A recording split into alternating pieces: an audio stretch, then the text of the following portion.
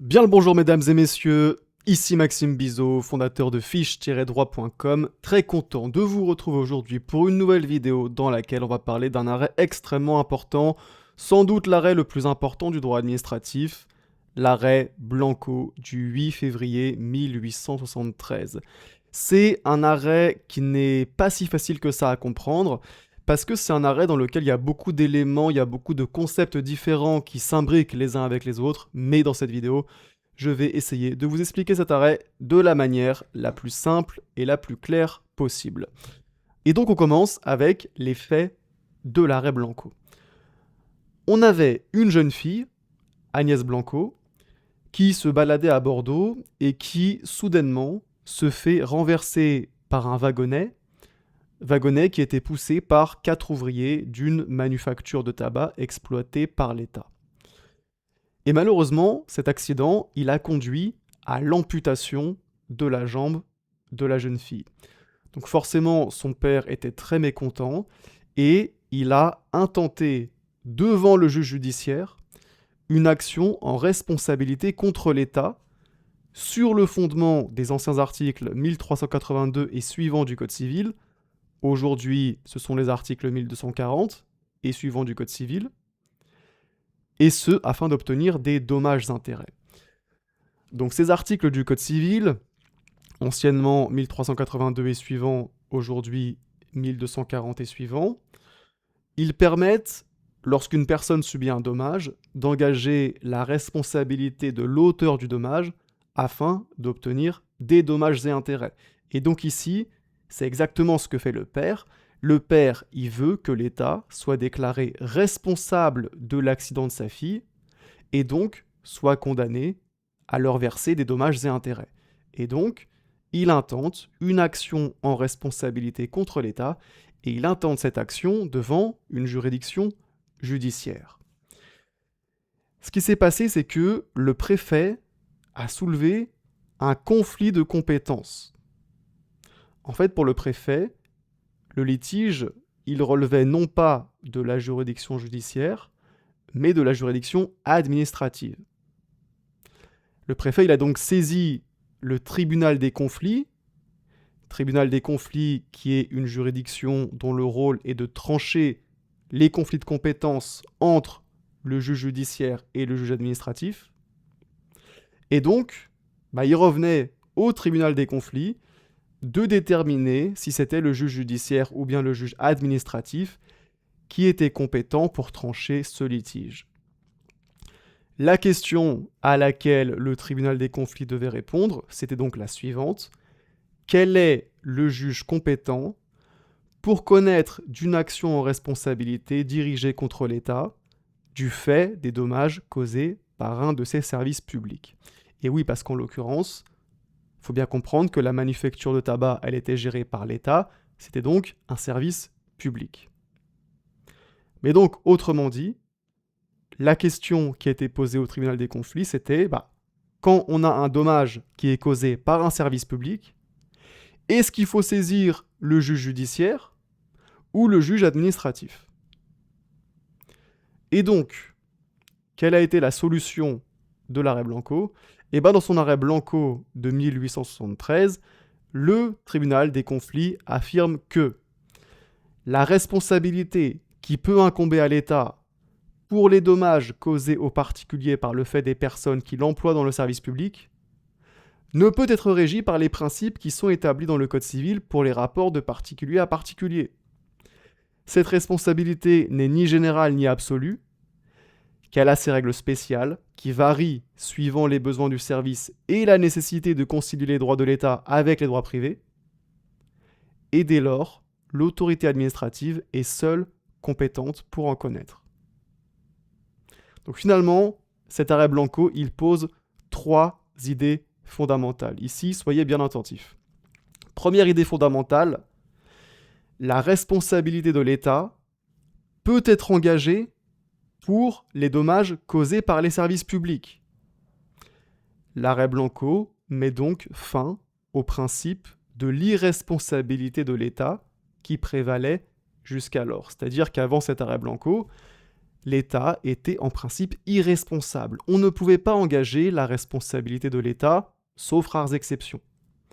Et donc, l'arrêt Blanco met fin à cette irresponsabilité de l'État. L'arrêt Blanco, il dit, lorsqu'un dommage a été causé par un service public, alors il est possible d'engager la responsabilité de l'État. Ensuite, deuxième grande idée de cet arrêt Blanco, oui, il est possible d'engager la responsabilité de l'État, mais cette responsabilité, elle n'est pas régie par le Code civil. Elle est régie par des règles spéciales. Et troisième grande idée, c'est le juge administratif qui est compétent pour en connaître. Puisque l'arrêt nous dit que l'autorité administrative est seule compétente pour en connaître, mais ce terme d'autorité, il doit être entendu dans le sens de juridiction. Mais donc finalement, le raisonnement de l'arrêt, c'est le suivant. Puisque le Code civil a vocation à régir des rapports entre particuliers, il ne peut pas servir de base pour engager la responsabilité de l'État. L'État ne peut être responsable que selon des règles spéciales qui sont distinctes de celles du Code civil. Et lorsque ces règles spéciales s'appliquent, il y a alors compétence du juge administratif. Ce qui est logique parce que le juge judiciaire, il a vocation à connaître des litiges relatifs au droit civil. Donc à partir du moment où ce sont d'autres règles que celles du Code civil qui s'appliquent, des règles propres à l'État, à l'administration, il est logique que ce soit plutôt le juge administratif qui soit compétent. Alors de prime abord, cet arrêt Blanco, il semble assez restrictif. La seule question envisagée, c'est celle de la responsabilité de l'État. Mais en réalité, et ça vraiment c'est très important à comprendre, c'est toute la portée de l'arrêt Blanco, en réalité, le raisonnement de l'arrêt peut être généralisé à l'ensemble du droit applicable à l'administration. Donc c'est pas seulement la responsabilité de l'État qui est soumise à un droit spécifique et autonome, non. Ce qu'il faut comprendre de l'arrêt Blanco, c'est que c'est tout le droit applicable à l'administration qui est un droit spécifique et autonome distinct du droit civil. Et il revient au juge administratif d'appliquer ce droit. L'arrêt Blanco signe donc la naissance du droit administratif qui sera progressivement bâti par le juge administratif et particulièrement le Conseil d'État au gré de sa jurisprudence. Et oui, parce que l'arrêt Blanco, il nous dit le droit qui est applicable à l'administration, c'est un droit spécifique qui est distinct des règles du Code civil. Mais donc, ce droit, puisqu'il n'existe pas dans la loi, il va bien falloir que le juge, et en l'occurrence le juge administratif, forge ce droit, bâtisse ce droit. Donc finalement, l'arrêt Blanco, il nous dit entre les lignes, ces règles spéciales qui s'appliquent à l'administration, elles vont devoir être construites par le juge administratif au gré de sa jurisprudence. Donc le droit administratif sera un droit essentiellement jurisprudentiel, et c'est d'ailleurs toujours le cas aujourd'hui. Et puis par ailleurs, il faut bien comprendre que dans l'arrêt Blanco, c'est le critère du service public qui détermine l'application du droit administratif et la compétence du juge administratif. L'arrêt Blanco, il nous dit, si un service public est concerné, alors il faut appliquer un droit spécifique, le droit administratif, qui est distinct du droit civil, et donc le litige doit être porté non pas devant le juge judiciaire, mais devant le juge administratif. Donc autrement dit, dès lors qu'un service public est impliqué, il faut aller devant le juge administratif.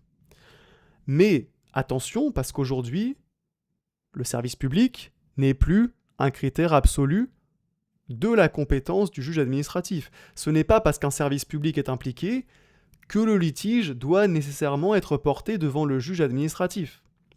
Et en particulier, depuis un arrêt Société commerciale de l'Ouest africain du 22 janvier 1921, également appelé arrêt Bagdeloka, Eh bien, les litiges relatifs à des services publics industriels et commerciaux, puisqu'il faut savoir que les services publics se divisent en deux grandes catégories. On a les services publics administratifs et les services publics industriels et commerciaux. Et ce qui les distingue, c'est que, contrairement aux services publics administratifs, les services publics industriels et commerciaux fonctionnent de manière semblable à une entreprise privée. Mais donc, les litiges qui sont relatifs à ces services publics industriels et commerciaux, eh ben, ils relèvent en principe du droit privé et par conséquent de la compétence des juridictions judiciaires. Donc on voit bien que le service public n'est plus un critère absolu de la compétence du juge administratif. Voilà, sur ces bonnes paroles, cette vidéo est maintenant terminée. J'espère qu'elle vous aura aidé à bien comprendre cet arrêt Blanco. Si c'est le cas, n'oubliez pas le petit like. Pour vous, c'est peut-être pas grand-chose, mais moi, ça m'aide beaucoup à faire connaître mon travail à plus de monde. Et sur ce, on se dit à très bientôt pour une prochaine vidéo.